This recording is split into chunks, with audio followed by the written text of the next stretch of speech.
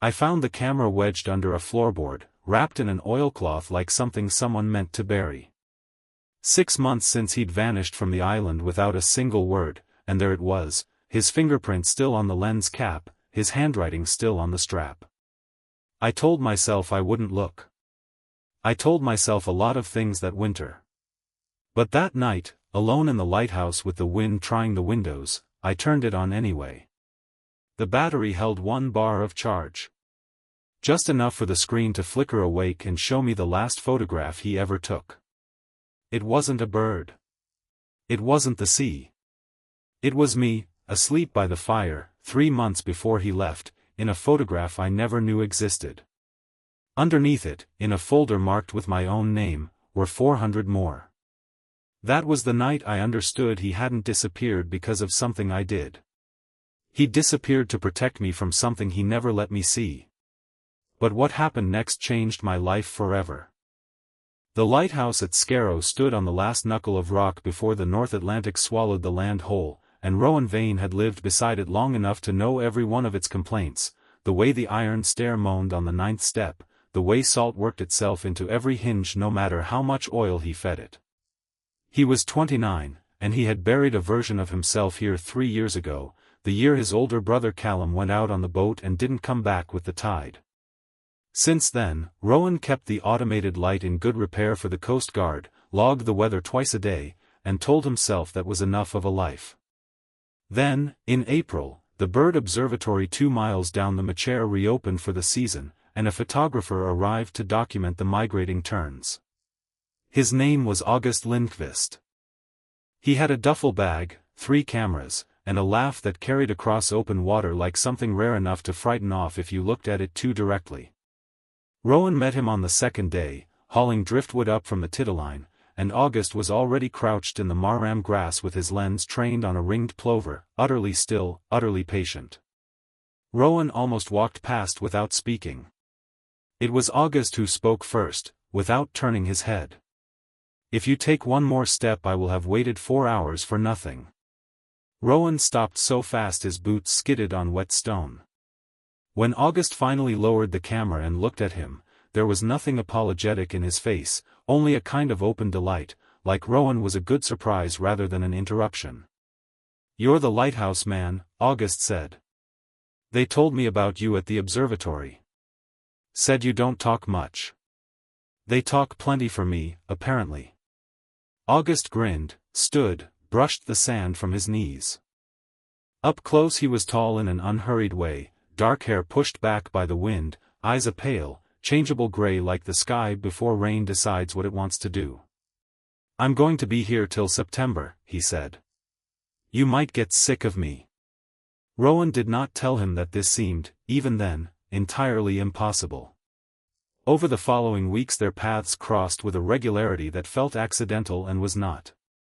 August came to the lighthouse to ask about tide tables, then stayed for tea he didn't actually want.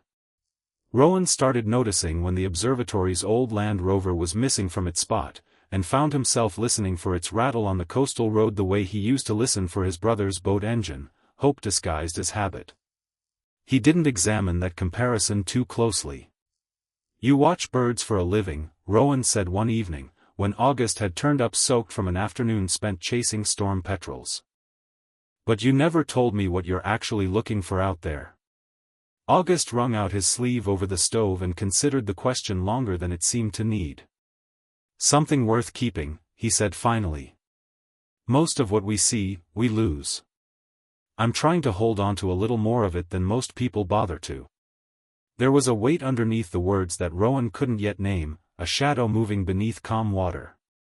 He filed it away the way he filed away weather patterns, not understood yet, but noted, because the sky always told you something eventually, if you were patient enough to keep watching. That night, after August left, Rowan stood at the lamp room window and watched the Land Rover's headlights shrink toward the observatory, and felt, for the first time in 3 years, something in his chest that wasn't grief. He didn't yet know he should have been afraid of it. By June the island had gone the deep, aching green it only wore for 6 weeks a year, and August had become a fixture in Rowan's days in a way that no longer needed excusing. He came for the light, he said, the observatory's darkroom flooded whenever it rained, and Rowan's kitchen table was drier and better lit. Rowan let him spread his contact sheets across the oilcloth and didn't examine too hard why he'd started leaving the door unlatched on the evenings August was expected. "You have a very serious face for someone drinking tea," August told him one evening, sorting prints of nesting fulmars into piles only he understood the logic of. "I have a normal face. You just stare at everything like it's about to fly away. Everything is about to fly away. That's the whole problem with things." August said it lightly, the way he said most things that mattered to him, wrapped in enough humor that you could choose not to notice the truth inside it. But his hand had gone still over the photographs, and Rowan noticed anyway. "Is that why you do this?" Rowan asked. "Chase things that are leaving?" "I photograph them so they don't have to leave completely." August looked up, and for a moment the joking was gone from his face entirely. "A photograph is a promise, Rowan. It says, this happened, and it mattered enough that someone kept it. Most things don't get that. Most things just go." Rowan thought of Callum, of the way his brother's boat had simply not come back one grey October morning, no photograph, no last frame, nothing kept. He hadn't spoken about his brother to anyone on the island who didn't already know. He found himself telling August anyway, the boat, the search that lasted 4 days, the empty coffin they buried because the sea gave nothing back. He hadn't meant to say so much. The words came out of him like something long damned finally finding a crack. August didn't offer comfort in the way people usually did, all soft noises and careful distance. He simply moved his chair closer, put his hand flat on the table an inch from Rowan's, not quite touching, and said, "Thank you for telling me. I know what it costs to say a thing like that out loud." "Do you?" Something crossed August's face, quick, guarded, gone before Rowan could read it properly. "Everyone's carrying something," he said, which was not an answer, and Rowan let it go, because pressing felt like it would break something neither of them had named yet.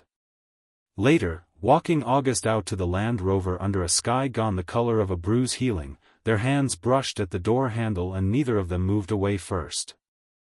The moment stretched, ordinary and enormous at once, the smell of salt and diesel, the gulls arguing somewhere past the point, August's breath visible in the cooling air. "I should go," August said, not going. "You should," Rowan agreed, not stepping back. Neither of them named it that night. But something had shifted the way tide lines shift, imperceptibly, until one morning you look and the whole shore has rearranged itself around a new edge. The observatory held its midsummer gathering on the solstice, every warden, researcher, and stray islander crowded into the old boathouse with whiskey and a fire built too large for the weather. Rowan came because August asked him to, which by then was reason enough for most things. He watched August work the room the way he worked a shoreline, patient, attentive, catching small true moments other people would have missed, an old warden's hands shaking slightly around his glass, 2 young researchers falling quietly in love without noticing it themselves. August photographed none of it. "Some things you just watch," he told Rowan later, when Rowan asked why his camera stayed in its bag all night. "You don't always have to keep everything you love. Sometimes you just have to be there for it." It was the closest either of them had come to saying the word. They ended up outside near midnight, sitting on the boathouse's stone slip while the sky did the thing it only did this far north in June, refused to fully darken, holding on to a deep blue glow that made the whole world feel suspended between one day and the next. "I used to think love was supposed to be loud," Rowan said, watching the shifting light on the water. "Like Callum and his wife. Big rows, big reconciliations, everyone in the village knowing their business. I thought if it wasn't like that it wasn't real. And now? Now I think maybe it's quieter than that. Maybe it's just, someone staying." August was very still beside him. "I'm not good at staying," he said. It came out rough, almost involuntary, like something that had escaped before he could stop it. "Nobody's good at it until they practice," Rowan said. "It's not practice I'm short on." August's jaw tightened, and for the first time since Rowan had known him, he looked afraid, not of the sea, not of the dark, but of something private and internal that he was holding at arm's length even from himself. "There's things about me you don't know, Rowan. If you knew them you might not." "Might not what?" August didn't finish. Instead he reached over, slow enough that Rowan could have pulled away and didn't, and touched 2 fingers to the side of Rowan's jaw, turning his face gently into the strange blue midnight light, looking at him the way he looked at a bird he'd waited 4 hours to see, like it might vanish if he blinked, like every second of looking had to be enough because there might not be another.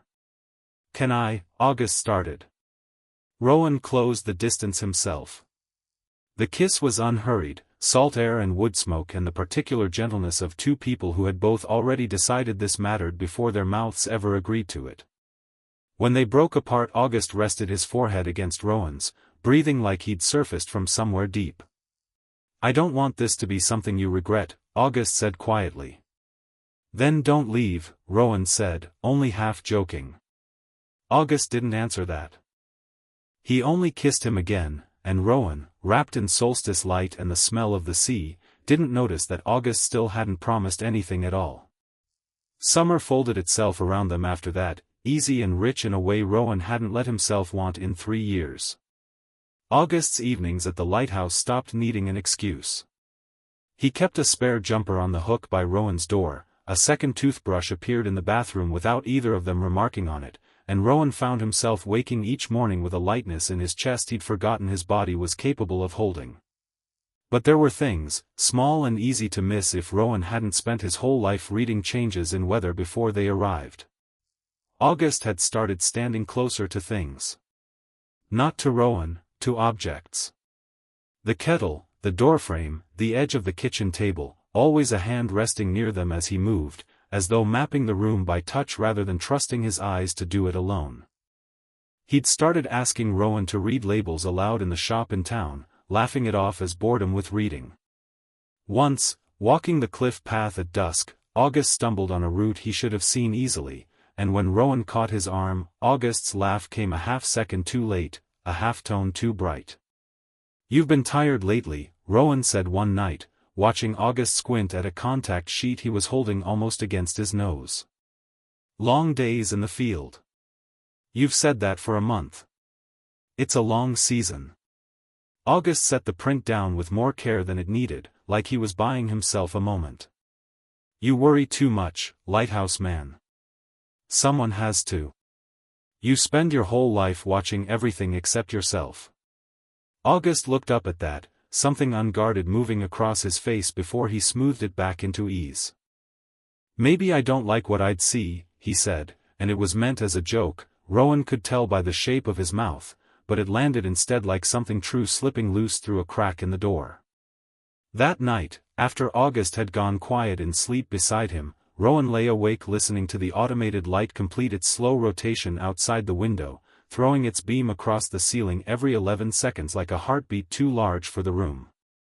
He thought about the way August's camera settings had changed over the summer, wider apertures, slower shutter speeds, more light let in than the bright days really called for. He thought about how August had started keeping the darkroom curtains drawn even at midday. He told himself he was imagining a shadow where there was only ordinary tiredness. He told himself that a great deal, that summer. He did not yet know that some secrets are kept not out of dishonesty but out of a terrible, private kind of love, the kind that would rather disappear whole than be watched falling apart in pieces. The observatory season was meant to run through September, but in the last week of August, without warning, without a note, August Lindqvist was gone. Rowan found out from the head warden, who assumed he already knew, a family matter, apparently, sudden enough that August had asked for the Land Rover to the ferry terminal that same morning and hadn't left a forwarding address. His room at the observatory had been cleared out fast enough that a jumper still hung on the back of the door and half his prints remained pinned to the drying line, forgotten or abandoned, Rowan couldn't tell which. He went to the lighthouse and found August's spare jumper still on its hook, the second toothbrush still in its cup, and for a long, breathless moment Rowan believed there had been some mistake, that August would walk back through the door any hour with an explanation, and that terrible bright laugh restored to its rightful place. He didn't come. Not that day, not the next. Rowan called the number he had. Disconnected. He wrote to the address on August's old show invitations, gallery notices August had shown him once, laughing, calling them proof someone thought I mattered before I knew any better. No answer came back. 3 years ago Rowan had learned what it felt like to watch the sea take someone without giving a reason. This felt crueler in a way he couldn't articulate, because the sea, at least, hadn't chosen to leave. He spent the autumn doing what he'd always done, tending the light, logging the weather, walking the cliff path alone in wind that no longer carried the sound of a Land Rover's engine climbing the coastal road. He told the islanders who asked that it hadn't been serious. He told himself the same thing at 3 in the morning and believed it exactly as much as it deserved. It was in November, replacing a rotted floorboard near the old stove where damp had finally won its slow war, that Rowan found the camera, wrapped in oilcloth, pushed deep into the joist space, clearly hidden rather than simply lost. His name was written on a strip of masking tape across the strap, nothing else, no note, just his own name in August's careful, slanted hand, like a question August hadn't been able to finish asking out loud. Rowan sat on the cold floor with it for a long time before he found the courage to press the power button. The screen woke on one final bar of battery. The last photograph loaded slowly, the way old files do, line by line, and Rowan watched his own sleeping face resolve itself from the fire's soft light, taken from across the room, taken by someone who had clearly stayed very still and watched him a long time before deciding the moment was worth keeping. Below it, a folder. His own name again. 412 photographs. Rowan didn't sleep that night. He looked at every single one. The photographs told a story August had never spoken aloud. They began in April, Rowan at a distance, unposed, unaware, hauling driftwood, laughing at something out of frame, silhouetted against the lamp room glass at dusk. Early ones, careful ones, the kind of photographs a person takes when they're still deciding whether what they feel is allowed to exist. By May they'd grown closer, warmer, more frequent, Rowan's hands around a teacup, Rowan asleep in the porch chair with a book open on his chest, Rowan mid-laugh with his head tipped back, caught in a kind of light August must have waited for on purpose. And then, threaded through the later files, something else. Photographs of ordinary objects, shot again and again from slightly different angles, slightly different distances, the kettle, the doorframe, the lighthouse stair. Rowan understood, with a slow, sick drop in his stomach, what he was looking at. Not artistic studies. Practice. Someone learning a room by feel before they lost the ability to learn it by sight. The last folder was labeled simply for R, if it comes to that. Inside was a single unfinished letter, saved as a text file, dated the week before August disappeared.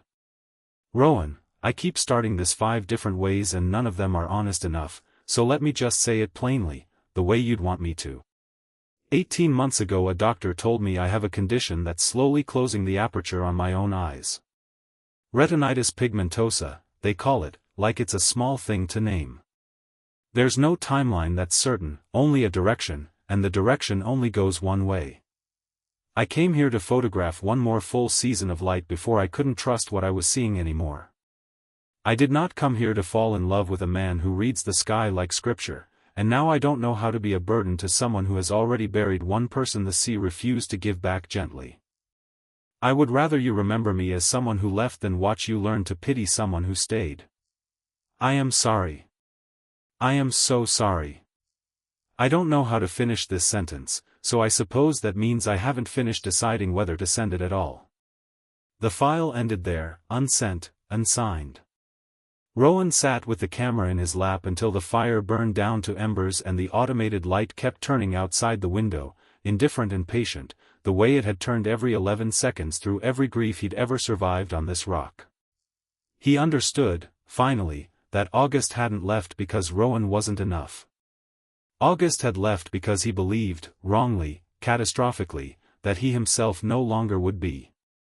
Finding him took 6 weeks, 3 unanswered letters, and 1 furious phone call to a gallery in Edinburgh that had shown August's work the previous winter.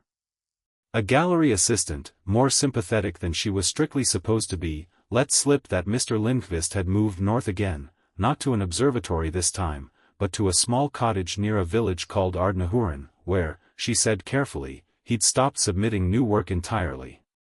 Rowan left the lighthouse in the Coast Guard's temporary care and took the ferry, then a bus, then walked the last 2 miles along a coast road that looked nothing like home and everything like the kind of place a man might choose specifically because no one would think to look for him there. He found the cottage by the smoke rising thin and grey from its chimney. He found August in the doorway, gaunt in a way 6 months hadn't been kind to. A white cane leaned inside the frame where a walking stick had no business being unless it needed to be. August heard him before he clearly saw him. The wind must have carried his name from August's own mouth before Rowan said a word, a note of pure disbelief. "Rowan? You left your camera under my floorboard," Rowan said, because if he started with anything gentler he thought he might not survive finishing the sentence. "I found the letter you never sent." August's face did something complicated, hope and horror occupying the same small space. "You shouldn't have come. You don't get to decide that for me. You already tried, and I came anyway." "Rowan, I can't," August's voice cracked. "I can't ask you to watch this happen. I can't be someone you have to describe the world to for the next 40 years. I watched what losing Callum did to you. I will not be another slow disappearance you have to grieve in real time. So instead you disappeared fast, on purpose, and let me grieve you as if you'd already died." Rowan's own voice broke on the last word, and he let it, because pretending to be steady had never once helped either of them. "That's not protection, August. That's just a crueler kind of leaving." The wind moved between them, and somewhere behind the cottage a wave broke against rock, patient as the tide always was, uncaring of the small catastrophe of 2 men standing 6 feet apart with everything unsaid between them. "I photographed you 400 times, August said finally, quietly, because I wanted to keep enough of you that if my eyes went dark I'd still be able to see you in memory. That's not a small thing I felt for you, Rowan. It's the largest thing I've ever felt for anyone. And I still thought it would be kinder to let you hate me a little than to let you love me all the way down into whatever this becomes. You don't get to decide what I can carry," Rowan said. "I buried my brother with nothing left of him but memory. You're standing right here, still breathing, still yourself, and you tried to take that choice away from me too." August's composure finally broke, and beneath it Rowan saw exactly what he'd been afraid of seeing all summer, not weakness, but terror, the specific terror of a man who had built his entire life around seeing clearly and was watching that gift close like a door he couldn't wedge open no matter how hard he pushed. "I'm afraid," August admitted, the words raw. "I'm afraid of the dark in a way I don't have language for. And I didn't want you to watch me be afraid." "Then let me be afraid with you," Rowan said. "That's what staying means. It was never about being unafraid. It's about not doing it alone." They didn't resolve everything on the doorstep. Some fears are too large to be talked down in a single conversation, no matter how honest. But August let him in, and that first night Rowan simply sat with him at the small kitchen table while August, hands trembling, finally spoke aloud everything the unsent letter had tried and failed to hold, the diagnosis, the specialists, the slow narrowing of his visual field that had already claimed the edges of the world and was creeping, unhurried and certain, toward the center. "Some days it's just tunnel vision," August said. "Some days it's worse in low light, which is its own particular joke for someone who photographs birds at dawn. There's no cure. There's management, adaptation, and eventually, probably, there's very little sight at all. And you thought I'd rather not know that than help you carry it. I thought you deserved someone whole. August." Rowan reached across the table and took his hand, the way August had almost taken his that first summer evening, no longer hesitating. "I have spent 3 years loving the memory of someone I couldn't keep. I know exactly what that costs, better than almost anyone alive. I am not asking you to be whole. I'm asking you to let me actually be here, in whatever this turns out to be, instead of grieving a version of you that left before either of us had to find out. August's throat worked. It won't be easy. There will be days I can't do this gracefully. Days I'll be furious at a world I can't see properly, and I won't know where to put that fury except at the nearest person, which will be you. Good, Rowan said. Then I'll know where to stand. It wasn't a cure for August's fear. It wasn't a single moment that fixed 6 months of silence. But it was a beginning honest enough to build something real on top of, and over the following weeks, in the small cottage above the cold northern water, they began doing exactly that, slowly, without grand declarations, in the particular quiet way real love actually grows. Rowan learned to describe light the way August used to capture it, not just its sunny but the particular gold slant of it across the water at 4 in the afternoon, the way fog softened the hills into suggestion rather than fact, the exact color the sky turned in the 10 minutes before a storm broke. August, in turn, taught him to really look, to notice the things a camera-trained eye caught and an ordinary one missed, so that even as August's own sight narrowed, Rowan's widened to meet it, until between the two of them there was, in a strange and unplanned way, more seeing happening than there had ever been when August did it alone. Spring returned to Scarrow the way it always did, sudden and green after a winter that insisted it would never end, and Rowan brought August back to the lighthouse in April, exactly 1 year after they'd first met on that stretch of marram grass with a ringed plover between them. August's sight had narrowed further over the winter, reading now required a magnifier, faces became clear only within a few feet, and low light had become its own private dusk regardless of the hour. But he had stopped hiding it. He carried the white cane without shame folded into a corner of the cottage. He let Rowan read labels aloud without flinching at the ease of it. He had also, against his own expectations, started photographing again. I can't chase birds across a cliff face anymore, he told Rowan, setting up a tripod at a fixed, careful distance from the old boathouse, but I can still see what's right in front of me, if I let someone else tell me what's worth pointing the lens at. And what's worth pointing it at today?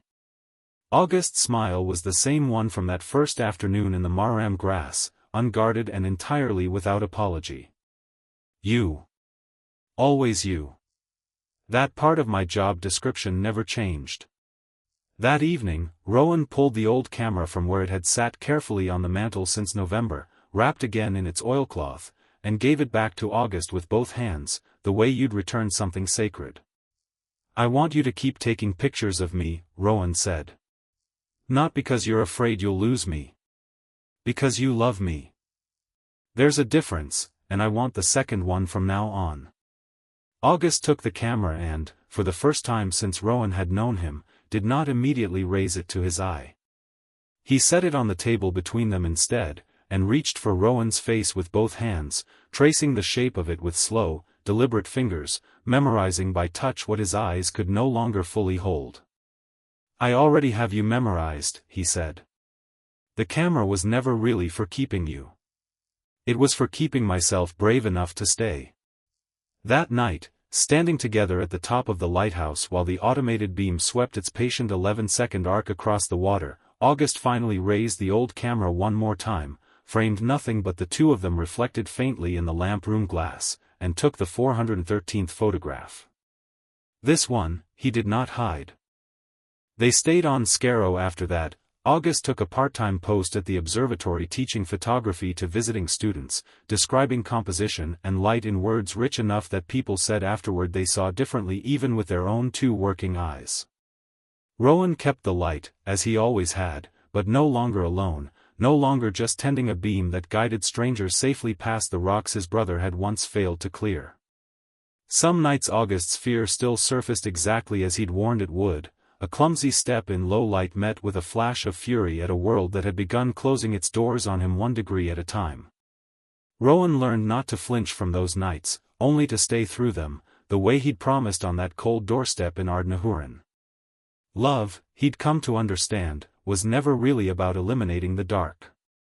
It was about being willing to stand inside it with someone, hands steady on the doorframe, until morning found its way back. On the second anniversary of the day they'd met, Rowan found August in the darkroom that no longer needed to stay dark at all hours, sorting through prints by feel and memory and the careful descriptions Rowan had learned to give him, and pinned above the drying line, freshly developed, was the photograph from the lamp room that night. Two men, half in shadow, half in the lighthouses turning gold, caught not fleeing anything anymore, only staying. Underneath it, in August's familiar slanting hand, was a single line, no longer hidden inside an unsent letter, no longer wrapped in oilcloth under a floorboard where it might have been lost forever. This happened, and it mattered enough that someone kept it. Rowan stood in the doorway a long time, watching the man he loved trace that photograph with steady fingers.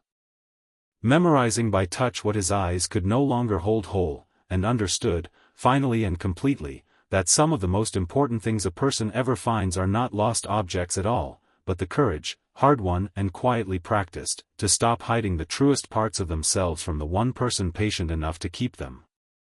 Outside, the light kept turning, faithful and unhurried, exactly as it always had, no longer just a warning to strangers passing in the dark, but a promise, kept by two men who had finally learned that some things are worth staying to see all the way through, however the sight was found.